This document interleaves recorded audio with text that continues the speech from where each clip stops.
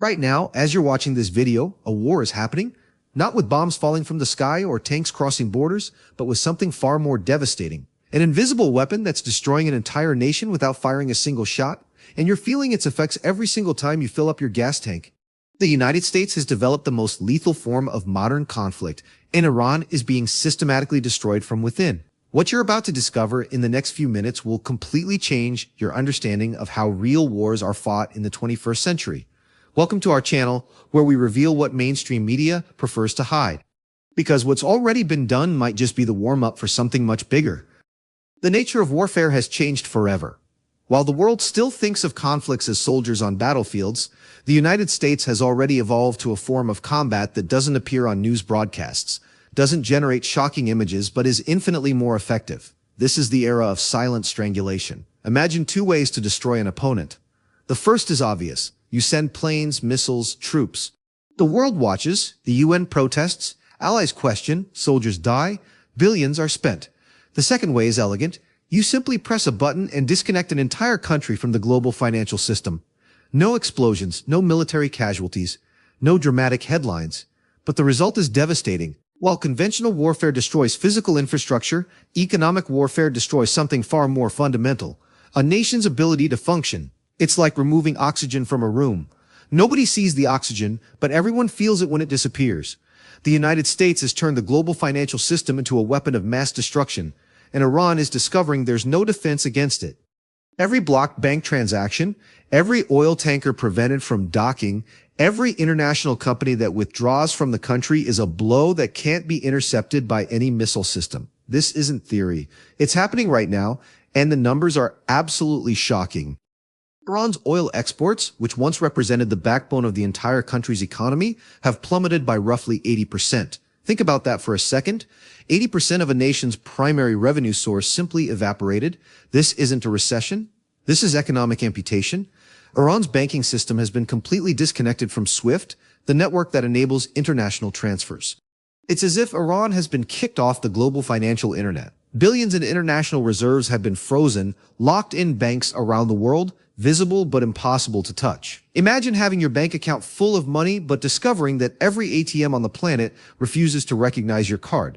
That's exactly what's happening on a national scale. Iran's currency, the rial, went into free fall. Inflation skyrocketed to levels that turned salaries into dust before they're even spent.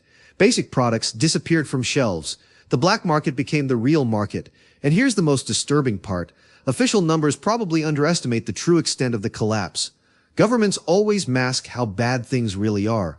But the United States' secondary sanctions created a domino effect that not even the Iranian regime could predict. Companies in Europe, Asia, Latin America, anywhere connected to the global financial system were forced to choose: do business with Iran or do business with the rest of the world. There's no middle ground. And one by one, corporate giants that had operated in Iran for decades simply closed their doors and left. The first wave of economic destruction was brutal, but the current phase is even more sinister. Because now it's not just about squeezing the country economically. Now it's about active sabotage of critical infrastructure. Mysterious explosions started occurring at Iranian nuclear facilities. Unexplained fires destroyed oil refineries. Power grids failed for no apparent reason.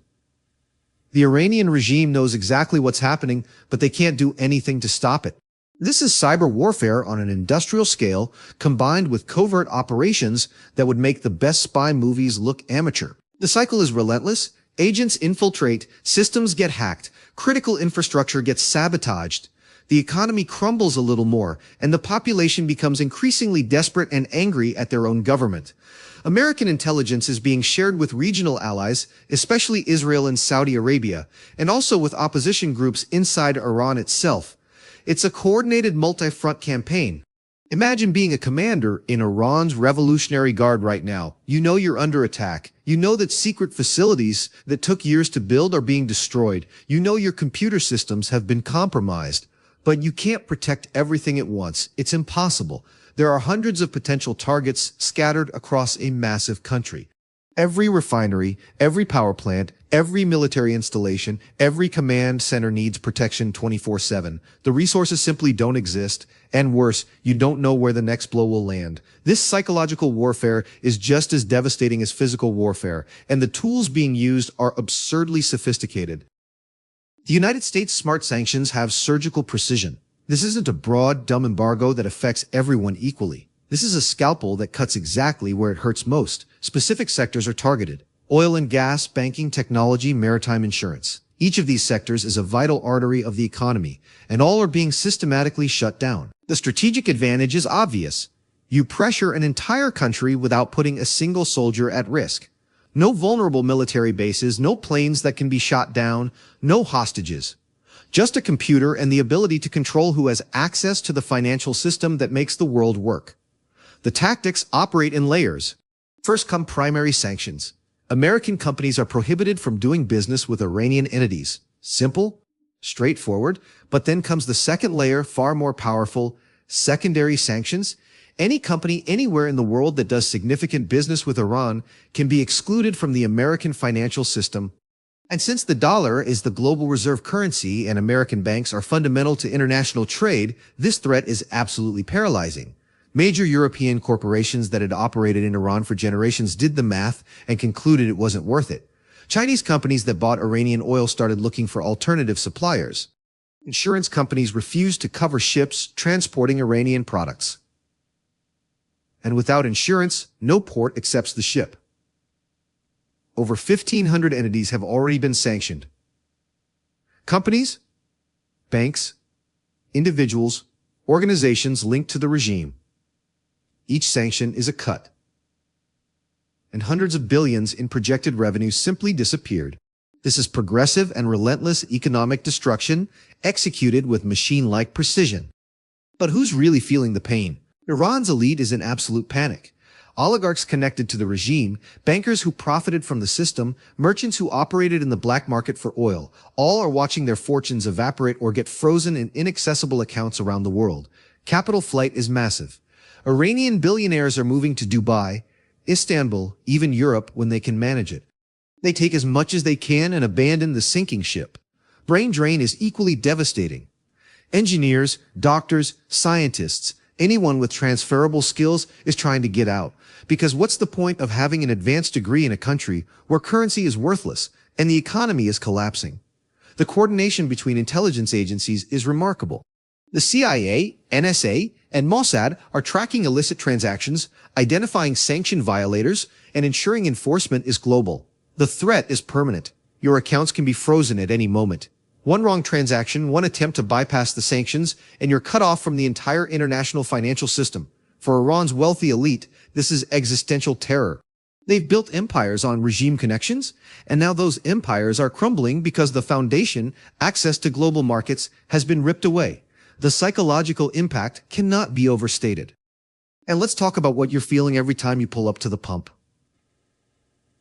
Gas prices. The removal of Iranian oil from global markets has had real consequences for prices worldwide. Right now, the average price per gallon in the United States reflects this squeeze on global supply.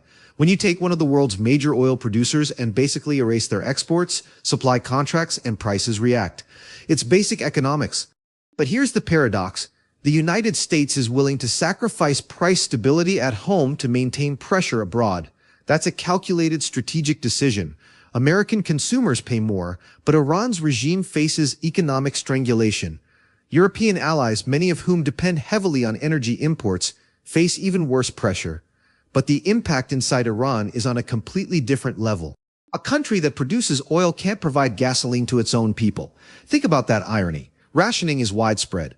Lines at gas stations stretch for blocks. The black market charges outrageous prices. Diesel shortages cripple transportation. And since fuel prices affect everything, from food transport to manufacturing, inflation on basic goods becomes uncontrollable. Recent reports show fuel prices inside Iran have increased by over 300% in some regions. People who could afford to drive a year ago now can't afford to fill their tanks. This isn't just economic inconvenience. This is the regime losing legitimacy because it can't provide the most basic services. And who benefits from all this? Alternative oil producers like Saudi Arabia and American shale industry are selling more. The geopolitical benefits are long-term. A weakened Iran means reduced influence across the Middle East, less support for proxy groups, and diminished nuclear ambitions. The price Americans pay at the pump is viewed as acceptable cost for strategic gains. There's historical precedent for this exact strategy. During the Cold War, the Soviet Union was brought down without a shot fired in direct conflict. It was an economic war. The Reagan administration coordinated with Saudi Arabia to flood oil markets and crash prices. The USSR, dependent on oil revenue to fund its military and prop up its economy, couldn't compete. At the same time, America ramped up military spending, forcing the Soviets to try to keep pace. They couldn't. Technology sanctions prevented the USSR from accessing Western innovations. Support flowed to internal dissidents and resistance movements in satellite states. The result? Economic collapse led directly to political collapse. The parallels with Iran are striking. An authoritarian regime dependent on a single commodity, unsustainable military spending trying to project power across a region, a population growing increasingly dissatisfied. The key differences make Iran even more vulnerable. Modern technology amplifies sanction effects. Globalization makes economic isolation more devastating. Social media accelerates internal dissent and coordination among opposition groups. Iran's economy is smaller and more fragile than the Soviet Union's ever was. The playbook is being run again, and it's proven. Economic pressure breaks regimes from within far more effectively than military invasion ever could. Right now, we're witnessing the systematic dismantling of Iran's government from the inside. Protests are growing in frequency and size. Women are openly defying mandatory hijab laws. Young people are rejecting theocratic rule. Workers are demanding real wages as inflation destroys their purchasing power. Every new round of economic pain translates into more public anger directed at the regime, not at America. That's the strategy. Separate the population from the government. Make it clear that the regime's policies are why people are suffering. The Islamic Republic has relied on nationalist narratives, blaming external enemies for internal problems. But when the economy completely collapses, when people can't afford food, when fuel is unavailable, when currency is worthless, that narrative breaks down. Violent repression of protests is a sign of weakness, not strength. It shows the regime knows it's losing control. The goal is regime change from within. Let Iranians do the work, avoid the cost and chaos of military invasion, just maintain pressure until the system breaks. And the pressure is intensifying. New rounds of sanctions are being prepared. Loopholes are being closed. The few remaining countries still buying Iranian oil are facing increased pressure to stop. International coordination is expanding. Diplomatic isolation is total. Meanwhile, support for internal opposition is flowing. Encrypted communication tools, external media amplifying dissidents, financial backing for resistance movements, and planning for what comes after. Transition government frameworks. Economic reconstruction plans? But only if certain conditions are met. Reintegration into the global system, conditional on permanent denuclearization and verifiable regime change. The endgame is clear.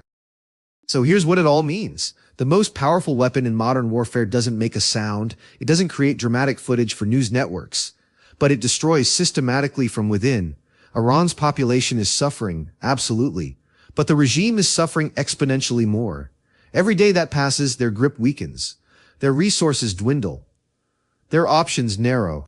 And here's the final piece. The cost that Western countries are paying, including higher gas prices, is calculated and accepted. This isn't an accident or unintended consequence. It's part of the strategy.